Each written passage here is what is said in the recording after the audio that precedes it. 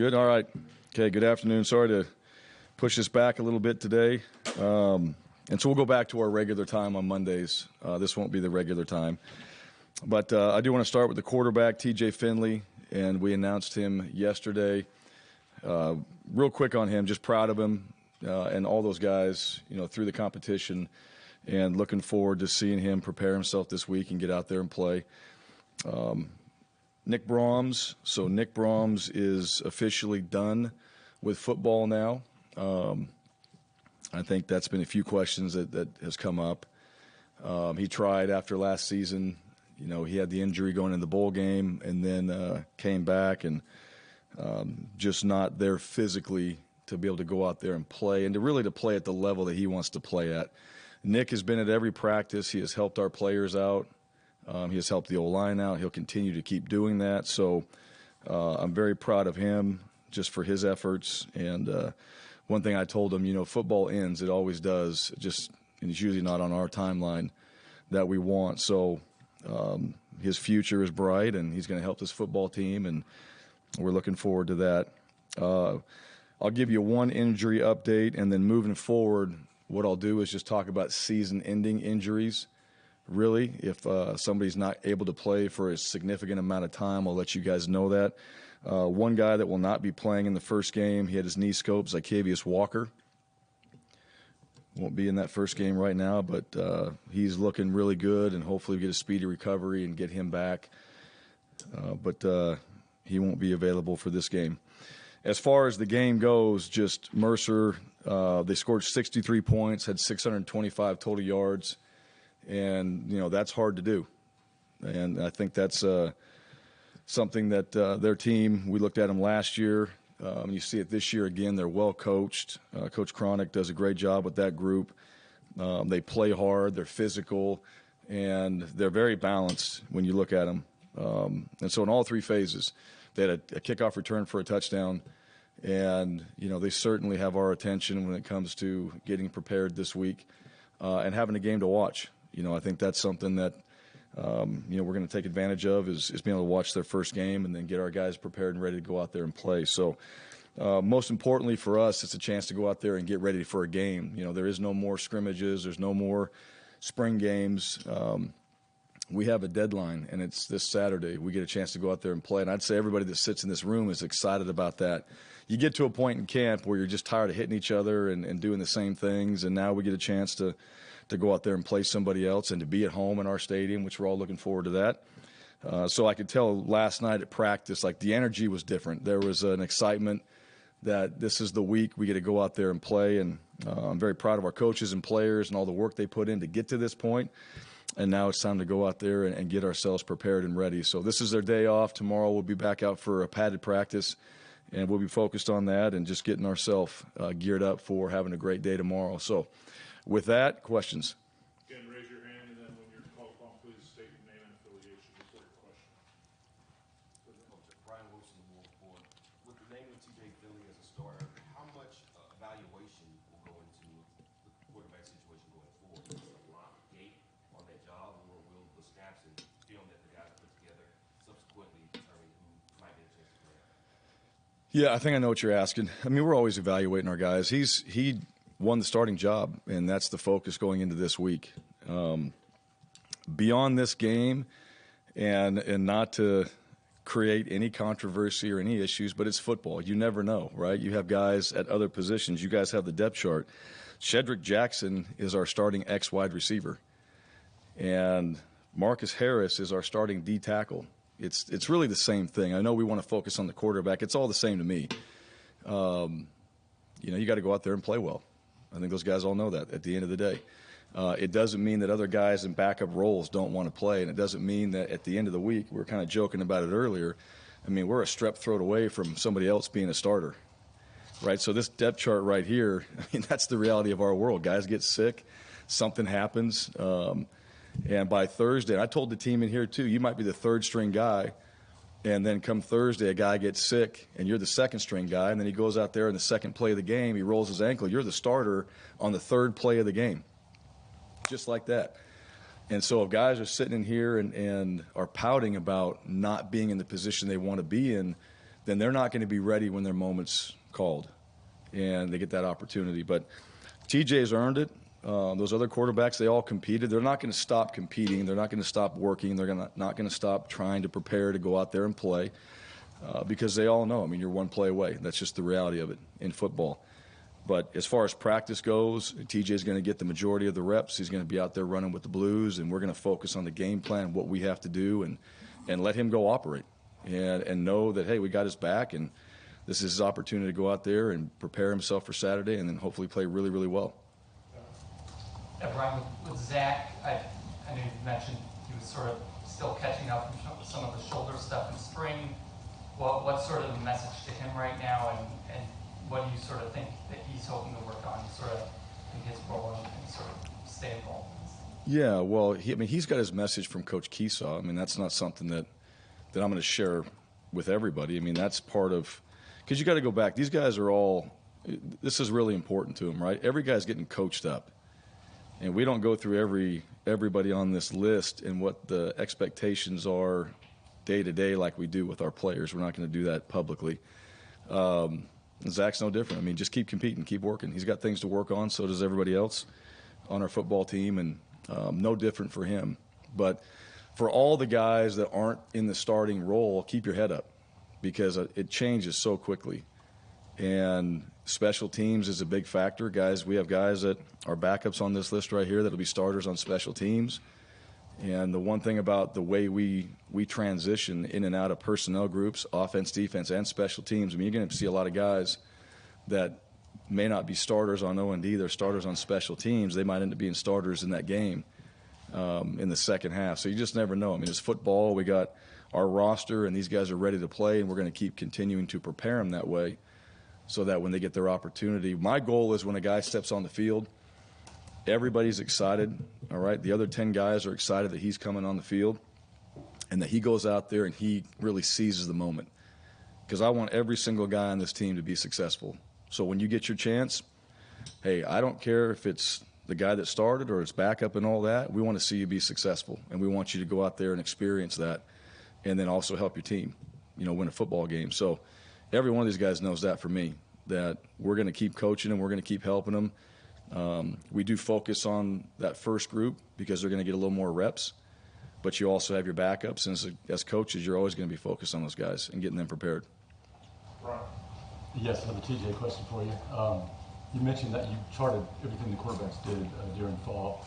Coach Keesaw did, yeah. I didn't personally, but we have people that are charting all that. Did you keep up with his accuracy and how that compared to what he did last season, which was 54.7%? Was it better during your 11-on-11 period? Yeah, it was better. Yeah, and you hope, your quarterbacks are above that, right? You want to be in 60+% if you start looking at stats and all those things. But at the end of the day, I mean, what kind of completions are you getting? And that was the one thing in practice.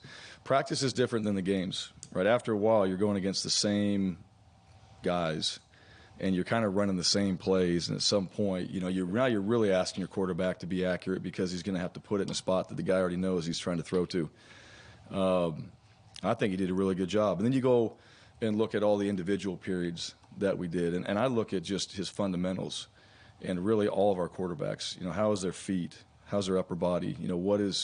What is Coach Keesaw and that group on the offensive side really teaching these guys and coaching them up on? And I'm a part of that too. So the accuracy piece is better. I think, just his overall mechanics. And, earlier today I got asked the same question, and I would say this, people improve, all right? And that does include quarterbacks at Auburn, all right? They can improve, they can get better. And it's amazing that what a guy did last year, they're not the same players, they're not the same guys. And we just go back to what you have, video on, you have last year. And I get that. You're comparing it to last year. I get to see him every day since last season and what he's done. So we've moved on from last year with every one of our players. Guys improve, they grow. Competition brings out the best in you. So you bring guys in. You bring a couple transfers in. You bring a high school player in that's a really good player in Holden. And what competition does, it brings out the best in you.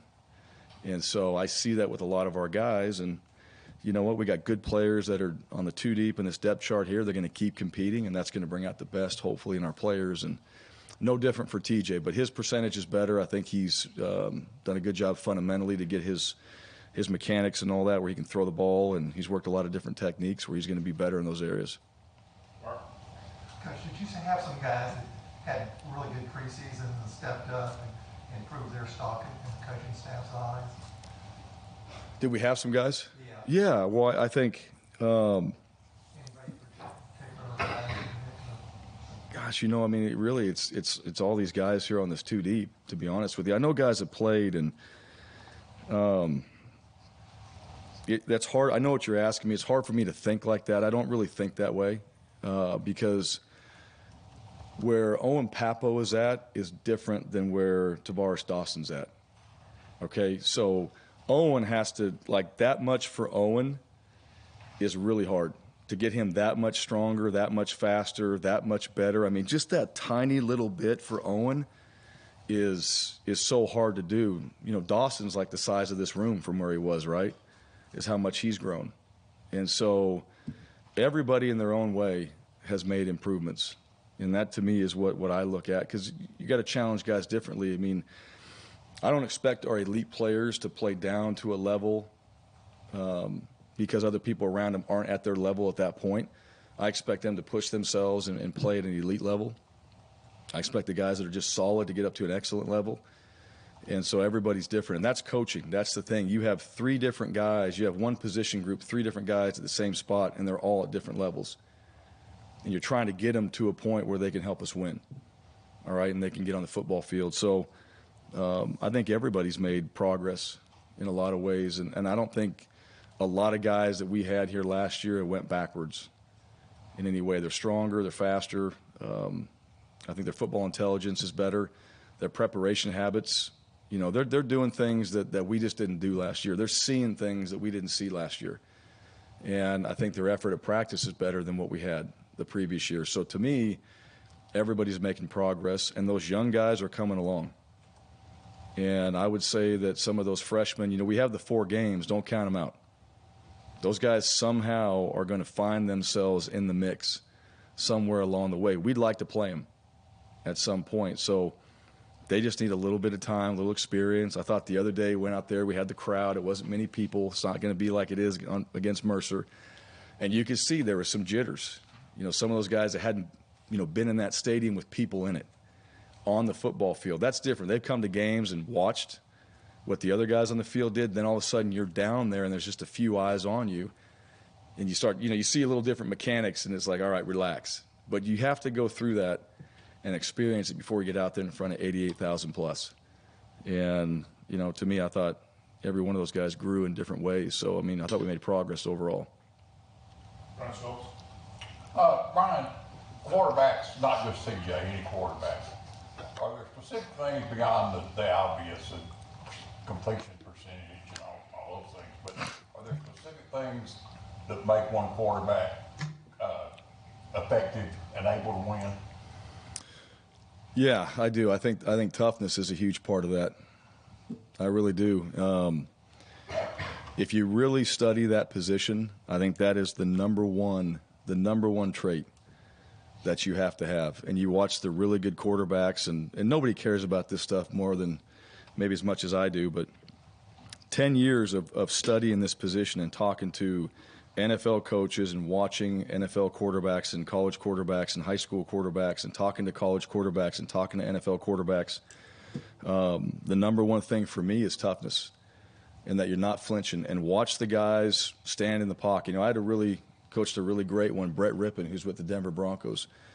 And if you ever watched him play, I mean, he'd stand right in the pocket, a guy's barreling down, he never flinched once. And now, I mean, it cost him a couple times. You know, I remember his ribs and his chest and his shoulder pads. We had to fix those a few times, but, you know, just guts and tremendous toughness to sit there and stare down and throw a ball right over the middle when a guy's coming barreling down on you. And I think that's one of the key ingredients to being successful at that position. So it's really hard to gauge that in practice because you don't hit your quarterbacks. You can throw stuff at them. We throw brooms and bags and balls and all these things like that, and either you got it or you don't. And I had a quarterback tell me that one time, like, you can throw it at – this is an NFL quarterback. He's like, Coach, you can throw whatever you want at me. Either you got it or you don't. You're going to stand there and you're going to deliver when a guy's coming right down, barreling down on you, or you're going to flinch and get on your back foot and flick it and that ball might sail on you, and those end up being picks. So accuracy is a big part of the success of a quarterback, just from what you said before, the stats. But you better be tough, and you better be able to handle the crowd. You got to be able to handle all the ups and downs of the game. You got to be able to lock in and do your job, call the plays. You got to get yourself up really quickly when you get knocked down.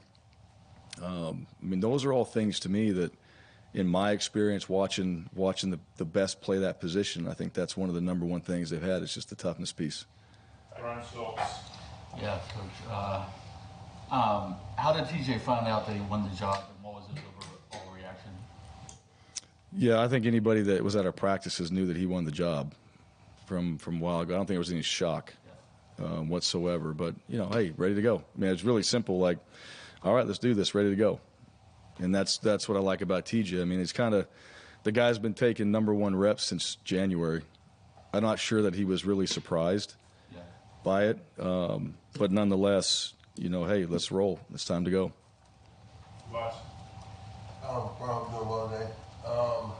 What did Allen Green mean to you as an athletic director, and what does this departure leave behind from the program? Yeah, well, you know what? First thing for Allen, just because, he's very well accomplished to get to this point and where he's at. And so, I know that's not easy. And certainly, I think about he and his family. I'm very appreciative, number one, because we joked about it in here, at the time we met and those things like that. I knew Allen Green when he was at Buffalo, and we got a chance to talk. And it wasn't one of those just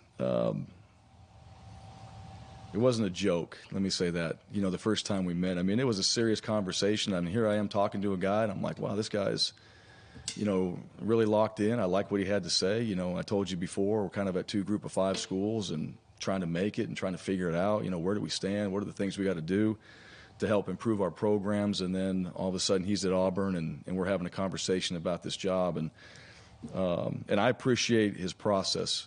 I felt like through the interview process, he did a great job of asking the right questions, telling me things I needed to know, making sure I had a heads up, on certain things, and really recruiting. That's really what it comes down to, right? You're interviewing, but you're also recruiting. You're doing those things, and so I always thought that process was done very well. And then working with him here, I got to see him lead.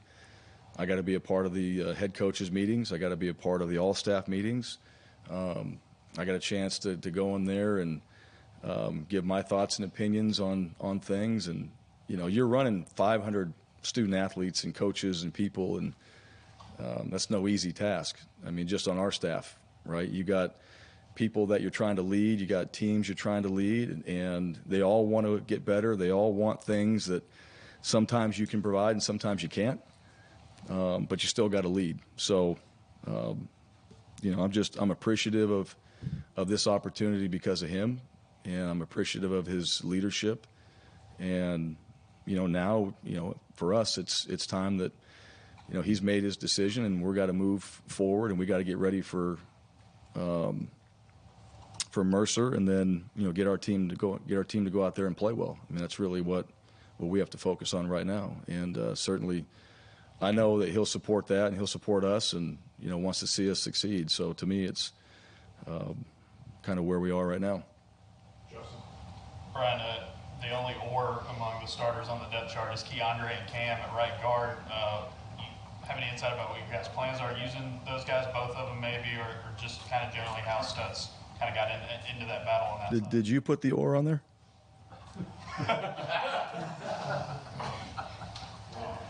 Yeah, I guess both guys have been back and forth. Just messing with you. All right. Both guys are really in that role right now. We haven't decided at that guard position. And I would say too, just let's talk about the O-line here for a minute. Tate Johnson's had a really good camp. And Jalil Urban has done a really good job. And Jalil can play anywhere on the inside. I think Avery Jernigan has really come on, too. He's starting to kind of come into himself a little bit as far as a player and figuring out, how physical he can play. So it all starts there. It's good to have Brandon Council out there. I'm glad that Jeremiah Wright came back to the offensive side, so I'm proud of him for that. And then between Keandre and Cameron Sutz, those guys have been back and forth. Both guys are Cameron's really had a great camp. He had a great spring, too. I think he's one of the more improved players, and I think physically he's changed his body, and he's gotten himself in really good shape from where he was to where he is right now, and I'm really proud of him for that, and I think that's going to be a big difference for him when he goes out there and plays. Keandre, same thing through camp. You know, he continues to build himself into shape that he needs to be in to go out there and play. He's strong. He's played before. So we'll see. We'll see how this week goes between those two guys. Trox has done a really good job at right tackle, and really Brandon Coffey is another guy that's made a lot of improvements. He's very athletic, and I think he's done a really good job putting himself in a position to get out there and play. So, yeah, between those two right now, I mean, we'll see how it goes. And, you know, if they both play in the game, that'll be fine too, because they can both go out there and do the things we need them to do. So, Cameron. I wanted to ask, get you to talk a little bit about Tate. Just with Nick out, talk about his traits, his strengths, and is there some concern if he's still 285, is he a little undersized against some of the big guys you're going to see? No, I think he's plenty strong enough. Yeah, I mean, I think the weight that will continue to come. You know, that we don't stop lifting until we're clear. We don't stop lifting when the season begins. We don't stop developing. That's still part of the plan for these guys. We're still getting guys stronger and faster and bigger throughout the year. But I think he's done a really good job of understanding what we're trying to do on the offensive side. So at center, you're making a lot of calls, you're redirecting, you're getting everybody on the same page. You got the snap count. You got all these things you got to factor in. And I think he's handled that well. I think we early on, you know, when Nick wasn't out there, he's getting more reps, and it's like, okay, you're getting thrown in right now, and you're starting to really play a lot of plays, more than he had in practice before. And then I think after that, he started to get kind of into a groove a little bit. So, and Jalil's helped him as well. You know, he's played that position, and Jalil's helped. So those guys are working together. I think Brahms has really helped both guys. And then Avery's another one that, you know, continues to keep making progress at that position too. But Tate can do it. Tate can go out there and he can make the calls. He can see the field. I think he's actually moving really well too. And for some of the things that we want to do, I think he's running well. I think he's landing blocks. And so, you know, there's that component to the game too that we really need at that position. Is their center playing well? And I think he's done a good job so far.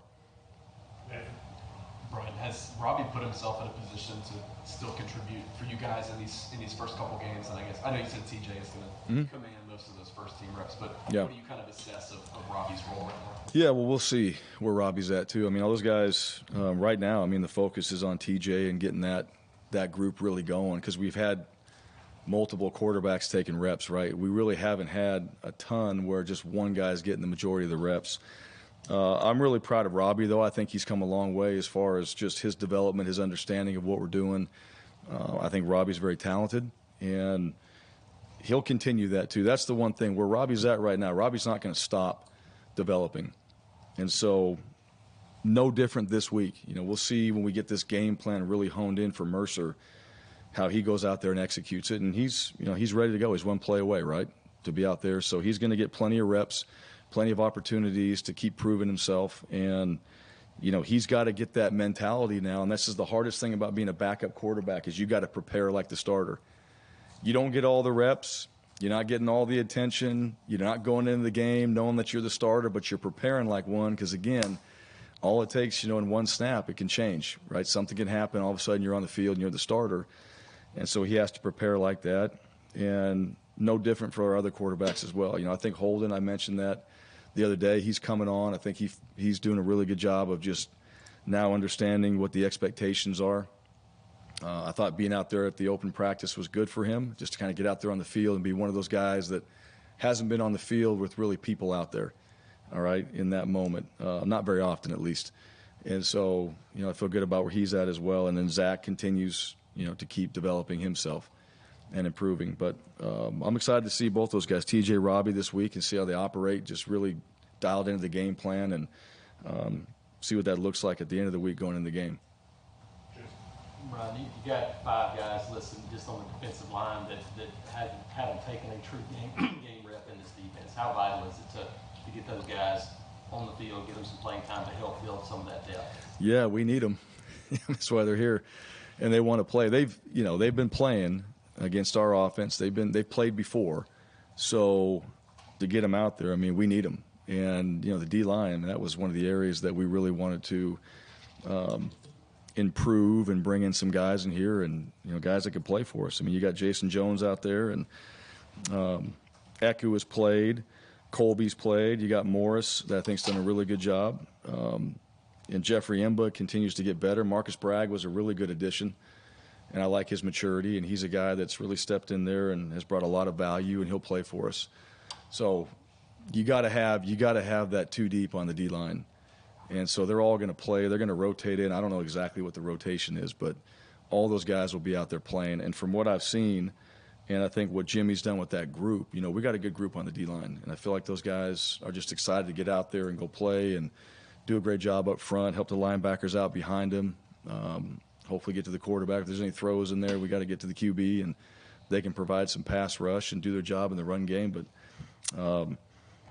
I think right now, I mean, at this point, experience, I think the excitement overrides that right now, just to get guys out there and play. And that's one thing when you haven't had much experience, well, how do you get it? You got to go do it.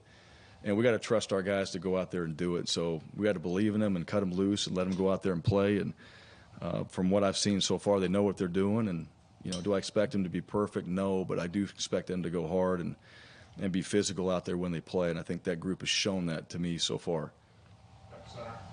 Coach, last season you guys ran for 316 yards in the season opener against Akron, 680 yards combined in the first 2 games. Was that by design, maybe how the games unfolded, and should we expect the offense to focus on the ground against Mercer?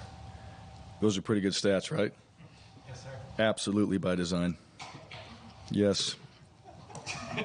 I mean, that's what we're trying to do. Yeah, we really are. I mean, you want to run the football. I think that's one thing that we'd like to do, and we'd like to be balanced. Mercer had 359 yards rushing and 266 passing. It's pretty impressive. I would say that's pretty balanced. And by the score, I mean, you can see why they ran the ball at the end of the game more, just because the score was just so different. But, yeah, I mean, you'd like to be balanced. You'd like to say you could run the ball. You'd like to say that you can throw it and do all those things and be balanced. So that is the goal. How that goes, that's really up to us and, the team you're playing too. What is their game plan? I don't know. We'll see what their game plan for us is when we step on the field. But we want to come out and establish things on our offense where – we are doing some of the stuff that we've been practicing, running the football, throwing the ball, being balanced, and our guys are executing, what it is we're trying to get done on the offensive side. Good time for a few more. Anything else? Johnny in the back. Coach, just wanted to ask you about Jason Jones playing nose tackle. You got him listed as number 1. Just what he's brought from Oregon. Just a local guy from Calera having a chance to start for Auburn on the defensive side of the ball. What he's meant for this team. Yeah, well, Jason, I mean, look at him. He's 6'6", 328 pounds. I mean, he brings size. That's number 1. He brings length, to that side of the ball. And then Jason's one of my favorite guys. I really do. I think he's highly intelligent. He works very hard. He's very coachable. I think he's really prepared himself to go out there and play. And just from what I've seen in his whole process, it's been very good, and I think that's why he's going to be out there playing number 1. But why I think he's going to go out there and play well too. Like he just has that mentality of getting himself prepared and to go out there and play the way he needs to. And on the defensive line there, I think that's brought out the best in Marquise Burks. I think that's helped him. I think Marcus Harris is one of the guys that played for us last year, but he's a better player this year. I think he's really improved in those areas.